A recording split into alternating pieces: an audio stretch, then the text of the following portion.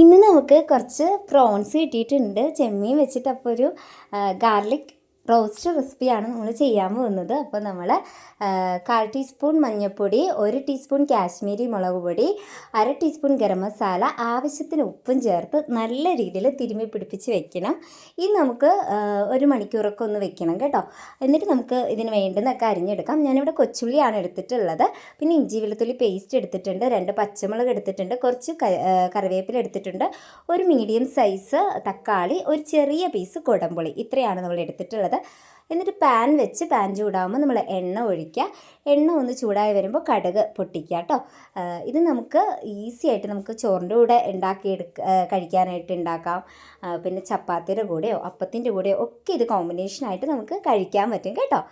പിന്നെ നമ്മുടെ ഇഞ്ചി വെളുത്തുള്ളി പേസ്റ്റ് ഒന്ന് വാടി വരുമ്പോഴത്തേക്കും പച്ചമുളകും ചേർത്ത് നമ്മുടെ ഈ കൊച്ചുള്ളി ചേർത്ത് വഴറ്റണം. ഈ കൊച്ചുള്ളി അത്യാവശ്യം വേണം. ഇതിൻ്റെ ഒരു ടേസ്റ്റ് തന്നെ നമ്മുടെ കൊച്ചുള്ളിയും അതുപോലെ വെളുത്തുള്ളിയുമാണ്. പിന്നെ ഇതൊന്ന് നന്നായിട്ട് വഴറ്റി എടുക്കാനായിട്ട് കുറച്ച് ഉപ്പ് ചേർക്കുക. എന്നിട്ട് നമ്മുടെ ഈ വേപ്പില നല്ലപോലെ കൈവച്ച് ഞെരടി ചേർക്കുക. അപ്പോഴാണ് ഇതിൻ്റെ ഒരു ടേസ്റ്റും ആ ഒരു ഫ്ലേവറൊക്കെ ഇതിലോട്ട് ഇറങ്ങുന്നത്. എന്നിട്ട് നമ്മുടെ അരിഞ്ഞു വെച്ചിരിക്കുന്ന ആ ഒരു മീഡിയം സൈസ് തക്കാളിയും കൂടെ ചേർത്ത് കൊടുക്കുക.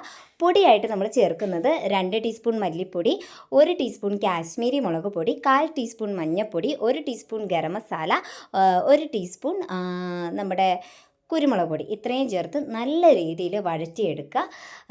അതിൻ്റെ പച്ചമണമൊക്കെ മാറുന്ന വരെ വഴറ്റി കൊടുക്കുക. പിന്നെ ഇതിൽ നമ്മൾ വെള്ളം ചേർക്കേണ്ടത് തിളപ്പിച്ചാറ്റിയ വെള്ളമോ അല്ലെങ്കിൽ ചെറുചൂട് വെള്ളമോ ആണ് ഒഴിച്ച് കൊടുക്കേണ്ടത്. പച്ചവെള്ളം ഒരു കാരണവശാലും ഒഴിച്ച് കൊടുക്കരുത്. അപ്പോൾ ഇതിൻ്റെ ടേസ്റ്റൊക്കെ ഒന്ന് മാറാനായിട്ട് കാരണമാവും. ഇപ്പോൾ പച്ചവെള്ളം ചേർക്കരുത് കേട്ടോ.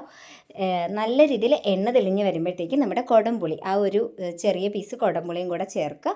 എന്നിട്ട് എണ്ണ തെളിഞ്ഞ് വരുമ്പോൾ നമ്മൾ നേരത്തെ പുരട്ടി വെച്ചിട്ടുള്ള നമ്മുടെ ചെമ്മീൻ ഇതിലേക്ക് ചേർത്ത് കൊടുത്ത് നന്നായിട്ട് ഇളക്കുക. പിന്നെ ഈ ഒരു കറിയിൽ കൂടുതലും വേണ്ടത് കൊച്ചുള്ളിയും അതുപോലെ തന്നെ വെളുത്തുള്ളി പേസ്റ്റിൽ വെളുത്തുള്ളിയുമാണ് കൂടുതൽ വേണ്ടത്. ഇതിൻ്റെ കറിയുടെ ടേസ്റ്റിൽ ഒരു വെളുത്തുള്ളി കുറച്ച് മുന്നിട്ട് നിൽക്കും. ഈ പരുവൊക്കെ ആകുമ്പോഴത്തേക്കും നമുക്ക് നിർത്താം. എന്നിട്ട് നമുക്ക് കുറച്ച് തേങ്ങാക്കൊത്ത് വറുത്ത് ഇതിലേക്ക് ചേർത്ത് നല്ല രീതിയിൽ ഇളക്കി യോജിപ്പിച്ച് മൂടി വയ്ക്കാം. അപ്പോൾ നമ്മുടെ പ്രോൺസ് റോസ്റ്റ് റെഡി ആയിട്ടുണ്ട്. എല്ലാവരും ട്രൈ ചെയ്ത് നോക്കണേ.